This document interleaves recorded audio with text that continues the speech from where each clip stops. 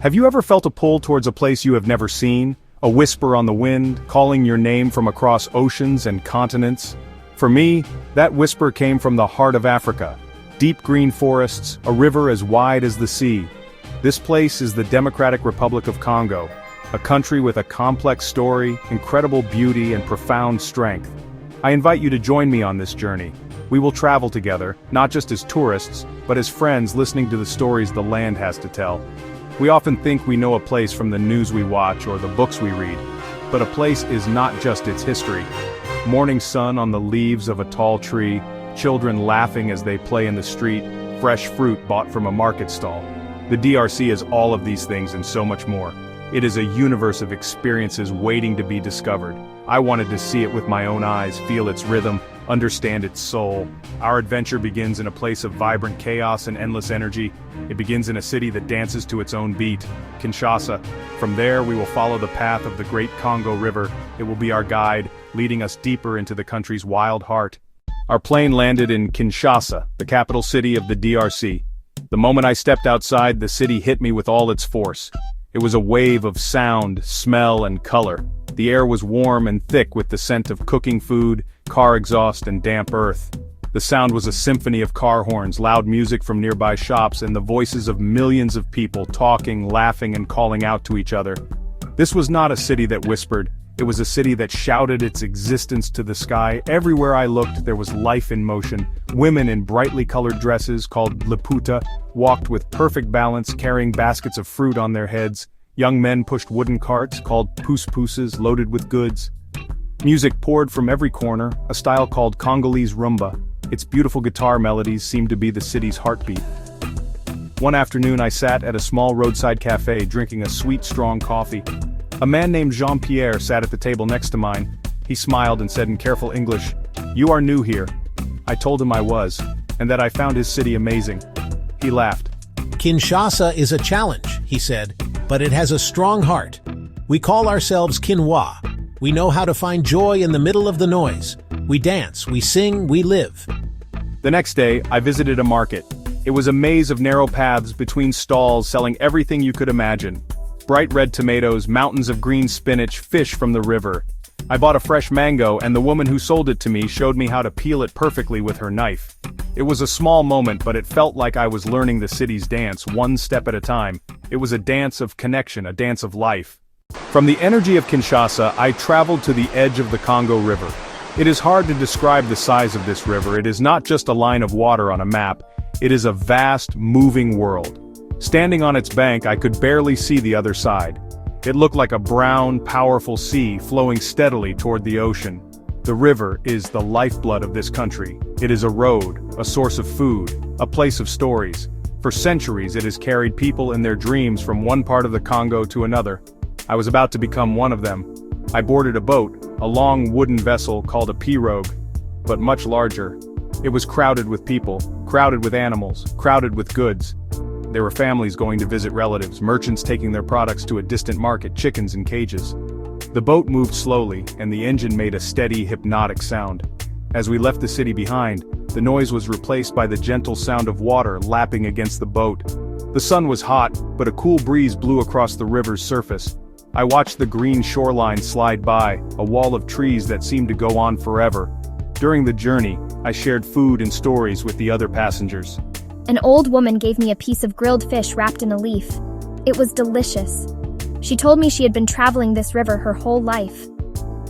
"The river is our mother," she said, her voice soft and kind. "She feeds us. She carries us. She knows all our secrets. You must respect her." As night fell, the boat pulled over to the shore to wait for morning. The sky filled with more stars than I had ever seen in my life. The only lights were from a few small cooking fires on the boat. The sounds of the jungle grew louder. Sitting there in the darkness, floating on that immense river, I felt incredibly small, but I did not feel scared. I felt a sense of peace. I was a tiny part of something huge and ancient, a traveler on a liquid highway through the heart of Africa. Leaving the wide open space of the river, our path led us into the rainforest. The change was immediate. One moment we were under the bright open sky. The next we were under a thick green roof of leaves. The sunlight struggled to reach the forest floor. It came down in shafts of light like spotlights in a giant natural cathedral. The air became cool and damp, and it smelled of wet earth, decaying leaves and sweet flowers. The world outside disappeared. All that existed was the deep, overwhelming green of the jungle. The sounds of the forest were a constant symphony. The buzz of insects, the chirping of unseen birds, the rustle of leaves as small creatures moved through the undergrowth. My guide, a man named Joseph, walked ahead of me. He moved with a quiet confidence, his feet seeming to know exactly where to step. He taught me to listen. "The forest speaks," he whispered, pointing to a broken branch. "Something big passed here not long ago." He showed me how to see the secrets the forest held, tracks on the ground and the calls in the air.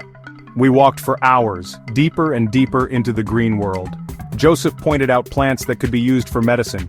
He showed me a vine that held fresh, clean water inside. He explained that his people, the Bambuti, have lived in this forest for thousands of years.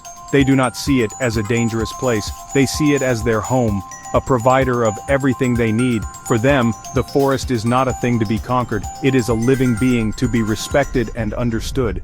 In the evening we made camp near a small stream. As darkness fell, the forest sounds changed. The daytime animals went to sleep, and the nighttime creatures began to stir. The air grew cooler, and a light mist rose from the ground. Sitting by our small fire, I felt a sense of awe. This forest was ancient, a living system that had existed long before humans. I was just a visitor, a guest in a world of giants.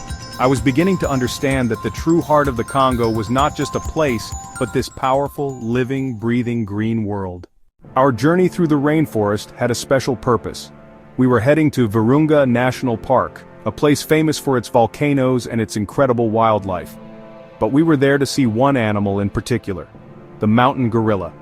These magnificent creatures are our close relatives, yet they are critically endangered. To see them in their natural home, in the wild, has been a dream of mine for a long time. After a long trek up the side of a misty volcano, our guide suddenly stopped. He put a finger to his lips, signaling for silence, and then I saw him. He was a massive silverback gorilla, the leader of the family. He was sitting peacefully, chewing on a stalk of bamboo. He was bigger and more powerful than I could have ever imagined. His fur was thick and black, with a patch of silver hair on his back that gave him his name.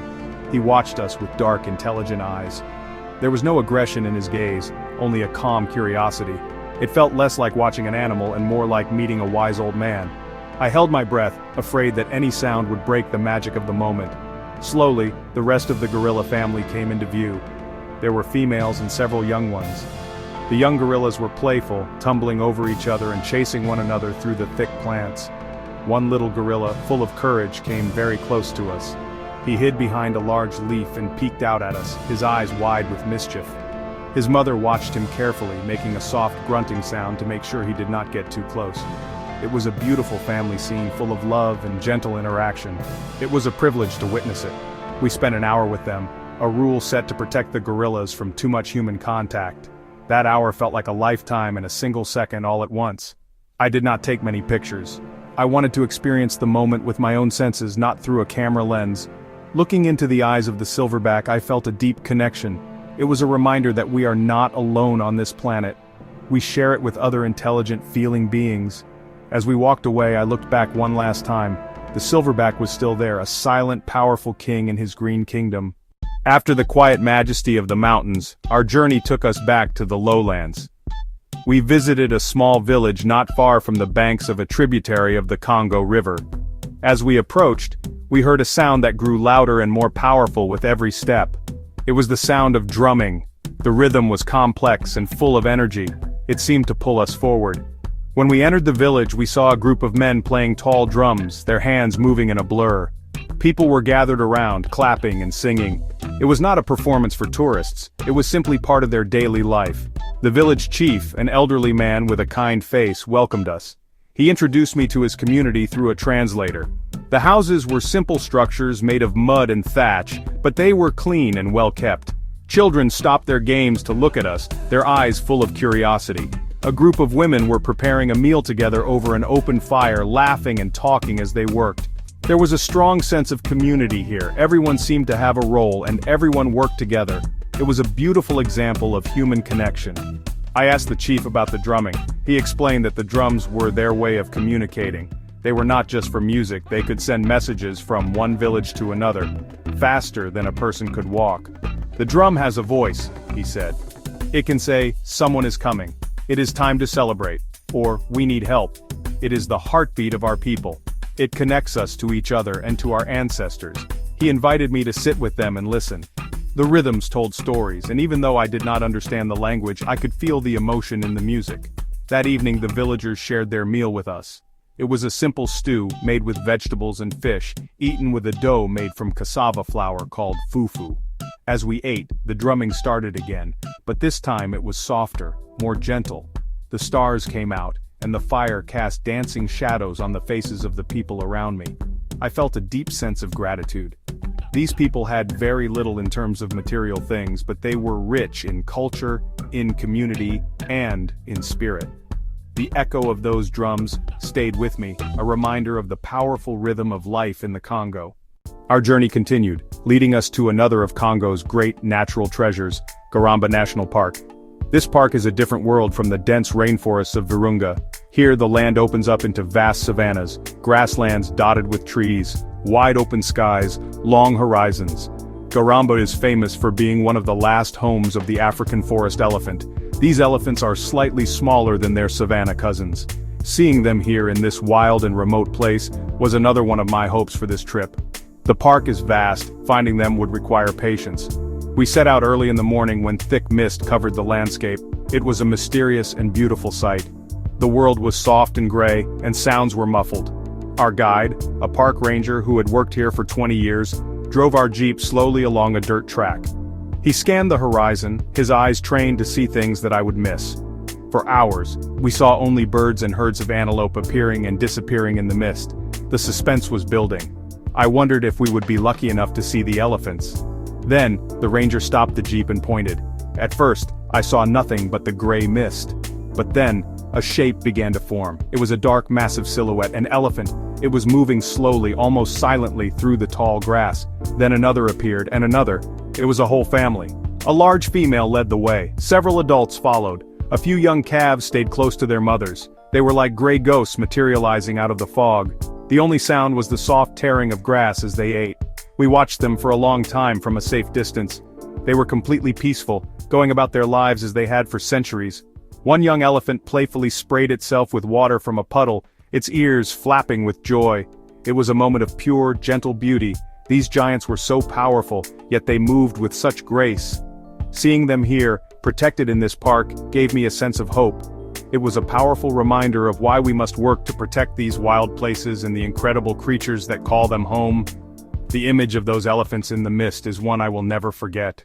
As my journey through the DRC was coming to an end, I arrived in the city of Goma. This city sits on the shore of Lake Kivu, under the shadow of the active Nyiragongo volcano. Goma has known much hardship, volcanic eruptions, years of conflict. But what I found there was not a city of despair. I found a city of incredible resilience and hope. And it was here that I was able to fulfill a promise I made many years ago. The special story I wanted to share with you. This promise connects my life back in America to this vibrant city in the heart of Africa. Years before this trip, I met a doctor from the Congo at a conference. His name was Dr. Lucien. He told me about his work at a small clinic in Goma. He spoke with such passion about his people and his dream to build a new, larger wing, especially for children. I was deeply moved by his dedication. I helped him with some fundraising back home, and I promised him that one day I would come to Goma to see his work with my own eyes. Life got busy, and years passed, but I never forgot that promise. Finding the clinic was not easy, but when I did, I saw a new, brightly painted building standing next to the old one. My heart filled with emotion. I asked for Dr. Lucien, and a young nurse told me that he had passed away 2 years earlier from a sudden illness. I felt a deep sadness. I thought I was too late. But then she smiled and said, "But his daughter, Dr. Anza, runs the clinic now.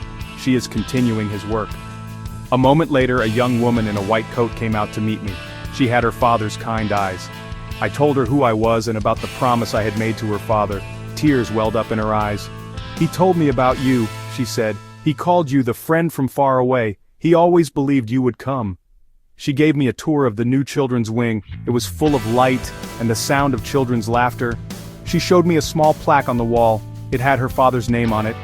Underneath, it said, for the children of Goma, our greatest hope. In that moment, I understood. My promise was not just to a man, it was to a dream, and that dream was alive and well. My journey through the Democratic Republic of Congo was over, but I know that the country will never leave me. It is a place that gets into your soul. It is more than just the incredible landscapes, the powerful river, or the amazing wildlife. It is the spirit of the people. It is the resilience of a city like Kinshasa, the wisdom of a river guide, the deep knowledge of a forest dweller, and the unbreakable hope of a doctor in Goma. The DRC showed me that even in places that have known great difficulty, the human spirit can shine with incredible brightness. This travel essay is my story, but the real story belongs to the Congolese people. It is a story of strength, culture, and a deep connection to the land. It is in the rhythm of the drums, the taste of the food, the color of the clothing, and the warmth of a smile. I came here as a stranger, an observer from another world. I leave with a profound sense of connection and respect. The world often shows us a single story about Africa, a story of problems, but I saw a different story, a story of immense beauty, joy, and life. I hope that by sharing this journey I have opened a small window for you into this remarkable country. I hope it inspires you to look beyond the headlines, to be curious about the world, and to see the humanity that connects us all. The world is a vast and wonderful book, and every country is a different chapter. Reading about them is one thing, but to truly understand, you must be willing to turn the page and step inside. The DRC is a chapter full of adventure, challenge, and incredible rewards. Now, as one journey ends, my mind already begins to wonder about the next. The world is full of amazing places and stories waiting to be discovered. This is where I need your help. Where should we explore next? Should we travel to the ancient temples of Southeast Asia, the frozen landscapes of the Arctic, or the vibrant deserts of South America? Let me know your thoughts in the comments below. Your curiosity will help guide our next adventure together. Thank you for traveling with me, and please don't forget to like, share, and subscribe for more journeys to come.